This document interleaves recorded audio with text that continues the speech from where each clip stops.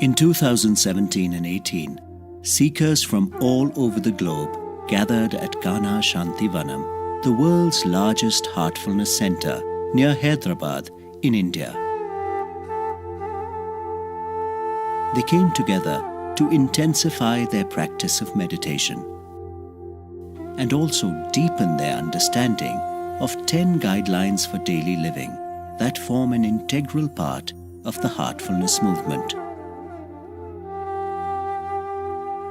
These 10 maxims were written in the 1940s by the great spiritual scientist Chandra of Shahjahanpur, affectionately referred to as Babuji.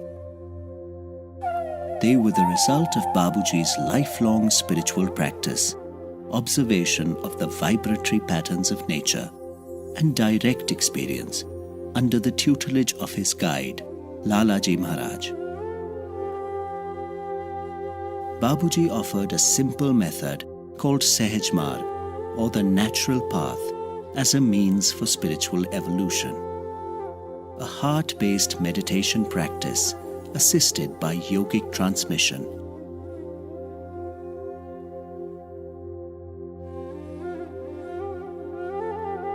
The sessions at Kana Shantivanam were conducted by Kamlesh T. Patel, or Daaji, global guide of the heartfulness movement.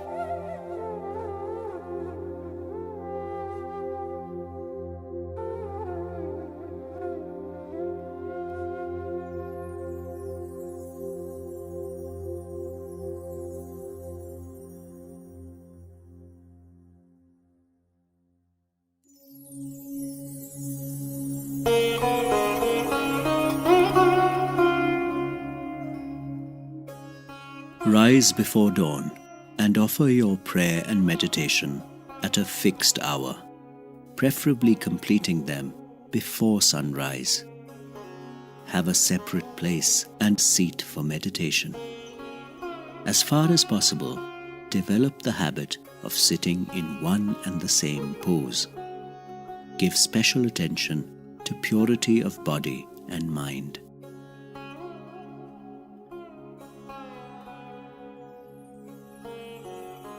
Although we exist at a certain period in time, a great body of knowledge has come down to us through the ages. The ancients discovered that certain times of day are more conducive to meditation than others. These times have been called sandhyas or conjunctions because they are the times when one part of the day meets the other. Dawn, dusk and noon are all sandhyas.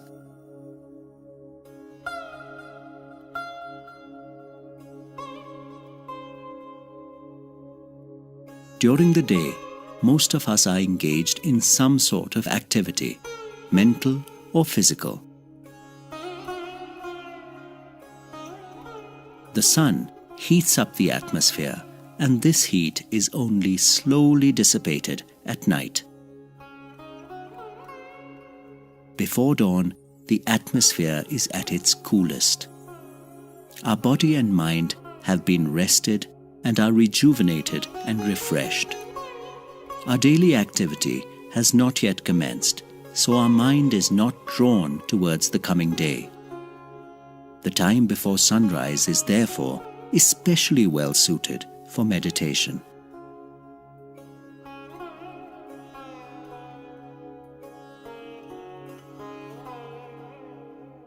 Daaji offered a practical exercise to perceive the influence of the time of day on the human body.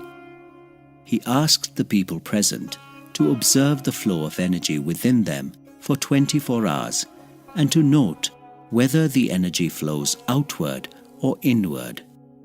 He also asked them to observe their breathing pattern and note which of the nostrils is dominant.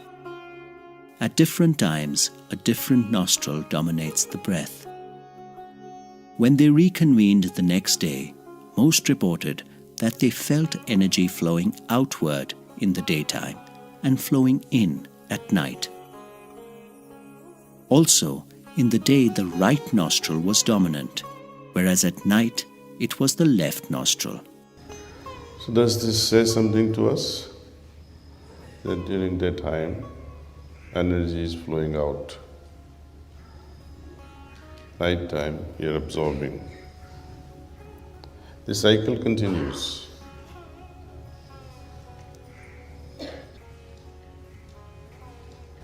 There is a deep science behind all these things.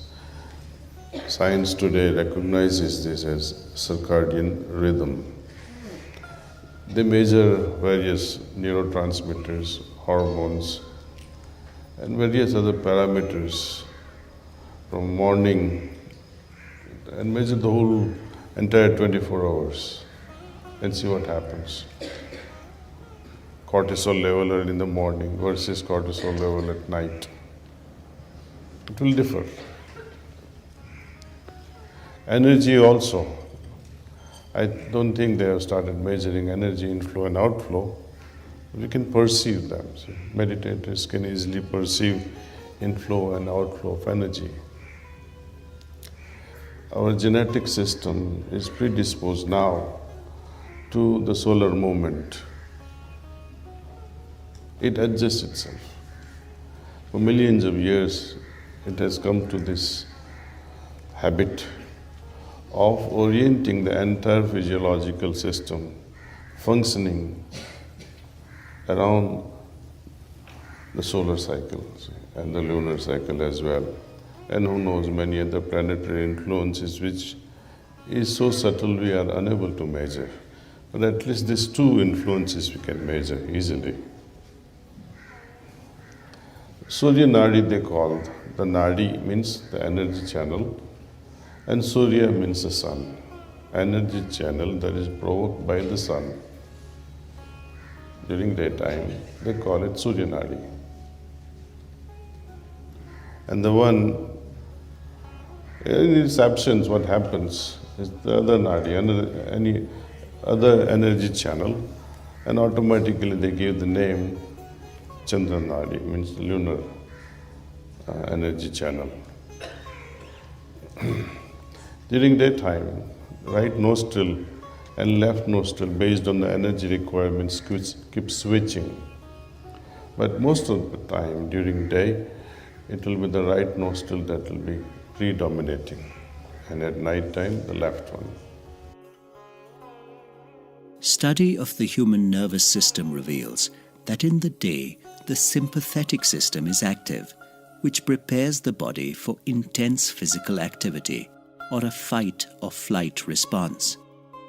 It is also the time when the right nostril or Surya Nadi breathing is dominant. At night time, the parasympathetic system takes over, which relaxes the body and slows down physical activity. At this time, the left nostril or Chandra Nadi breathing is dominant. So when you want to, let us see, immediately shift away from fight or flight response, anxiety response, if you can breathe through your left nostril, which is Chandra Nadi, this response can be to a large extent circumvented. Like close your right and breathe with the left 10 times or so. So the anxiety will somehow, to a large extent, will be reduced. Now what happens? How Babuji, through his intuitive ability, was able to compare this with the original creation with the morning. And through his observation, he found that just before the morning, all night, where you have been absorbing energy. Now, before sunrise, if you can meditate, energy is flowing in all the time. Before the sunrise. And when transmission is also joining the flow of your natural rhythm, it becomes a natural cycle. Automatically, one tends to go deeper in meditation, instantly, because your natural tendency to absorb before sunrise, and now aided by transmission, it is going with the flow. He gives an example of swimming against and swimming with the currents of the river. You see, it's difficult to flow against the currents of the river. So might as well take the advantage of time when the nature's energy is flowing inward. Your circadian rhythm allows you to absorb, and the inflow of transmission. All these things come together and support us during meditation if completed before. You got it now. Okay, before the sunrise.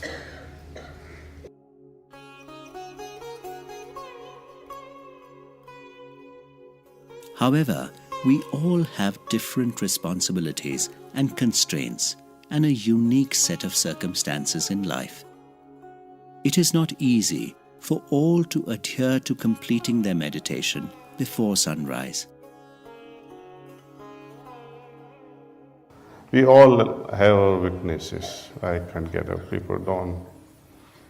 If we miss the first opportunity of meditating before dawn, any other time will be as good. It is better to meditate regularly at 8 a.m. or 9 a.m. or 10 a.m., even if it is for 5 minutes. So Babuji used to say, yes, go ahead, meditate at that time. Whenever you get chance, whenever you get an opportunity of meditation, use that time. And if you still cannot, constant remembrance is there. Connect yourself with your open eyes and continue with your work. He is not saying to fight with the family and get rid of the in-laws and get rid of husbands and guests, get out of this, I have to meditate. Then you're creating trouble. Family comes first. If you're not going to have peace in the family, how are you ever going to meditate? So wait. Patience has its own rewards. You couldn't do meditation because of whatever it is, it's all right. Meditation is for peace.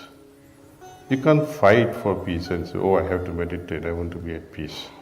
What will happen to that? It's a wrong way of expressing the things.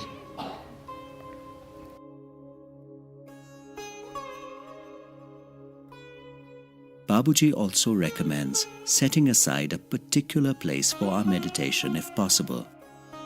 If not an entire room, then a particular chair or seat can also be designated for the purpose.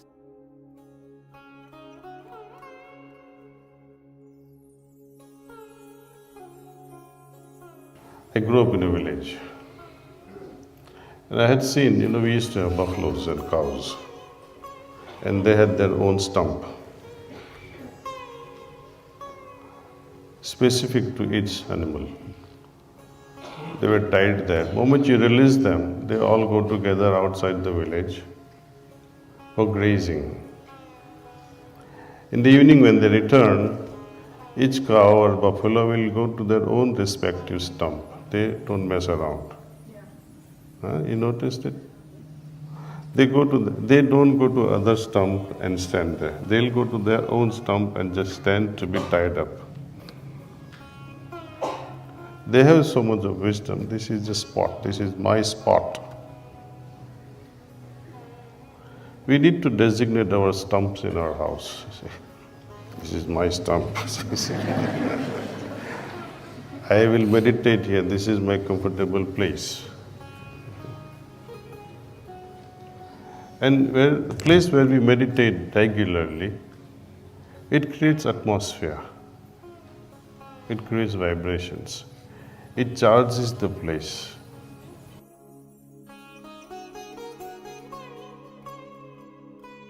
During meditation, we strive for a state of complete balance or samadhi. To reach this state, we are constantly striving to go deeper into ourselves. We can get our bodies to assist in this endeavor by maintaining a suitable posture.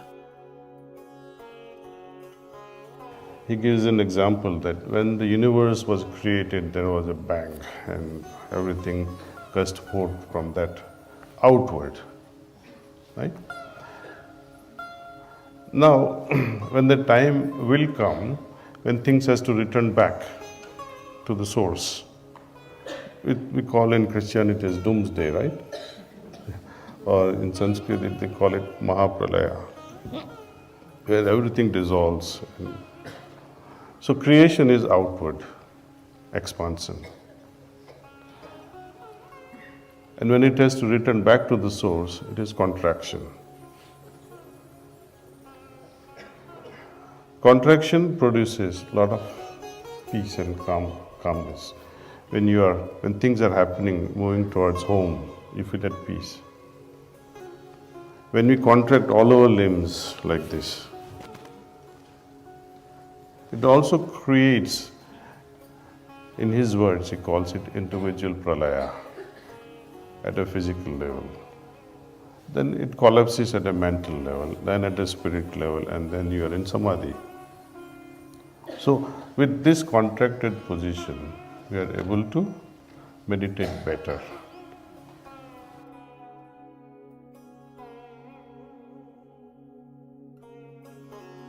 The exact same posture, however, cannot be recommended for everyone and will vary from person to person. Each individual's body has over the years adopted certain positions that it is comfortable in. A posture that does not come naturally to us can lead to stress in our system and draw our mind away from meditation. It should be comfortable. Again, sage Patanjali calls it very briefly and very nicely, Sukham Sthiram Asanam. Adopt the position in such a way that it comforts you, and in that comfort position you are able to remain steady for as long as you have to meditate. So, comfortable, steady.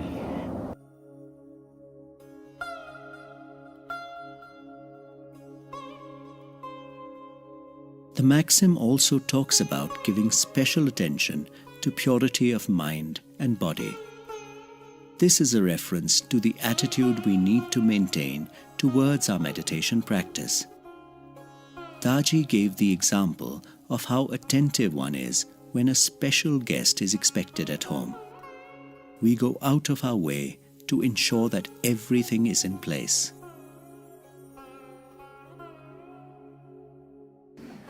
But when we meditate in inviting the most significant part of our life, God, can we be careless? We can't be. When we receive this transmission, which is divine gift, we can't be careless about it. Everything should be spick and span. Mind, heart, soul, everything, see. Everything should be dropped. Forget even who you are.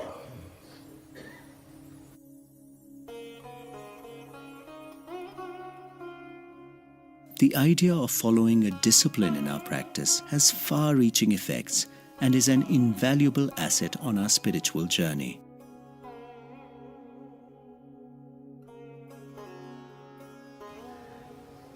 Someone was talking to me yesterday about the power of subconscious. It's not in our hands. But surely our activities, when they become automatic, when we bring about automatism in our practice, it becomes subconscious, it becomes a part of our being, part of our physiology, part of our biology, everything it becomes. Like, in the beginning when you are struggling to drive a car, right? You don't know where the pedal accelerator is, where the clutch is, and the windows, and rear window, mirror. And you're so focused on so many things, and you are anxious at that time, anxiety at a very high level. And when the inspector is that, driver inspection test. My Lord Jesus Christ, please help me. I have my exam today, And you are so tensed up. But later on comes time in life where you drive effortlessly. You don't have to make conscious effort in where my keys are and where the keys will go and where my foot will go on the accelerator. It just happens. It becomes part of you. So over a period of time, when we practice fixed place, fixed time, everything fixed, it becomes our unconscious effort. Patanjali, in his Yoga Sutra, would call it Prayatna Sitilikaran. That is the second sutra of Patanjali. Meaning, relax all your efforts. Don't try hard too much. When we have to meditate and try, I have to meditate, I have to go in samadhi. And you try hard. Will you go in samadhi? It's not possible. You're so anxious, your efforts are so powerful. Try to sleep with a lot of efforts. I have to sleep right away. I have to get up in the morning at 3 to catch a flight. And you would expect that moment you hit the bed, you're gone. These expectations and trying too hard spoils everything. See? So just chill, as they say, relax.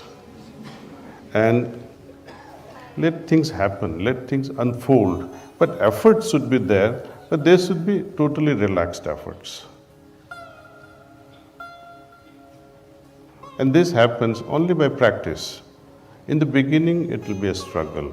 It will be full of efforts in the beginning, but it becomes part of us then, you see.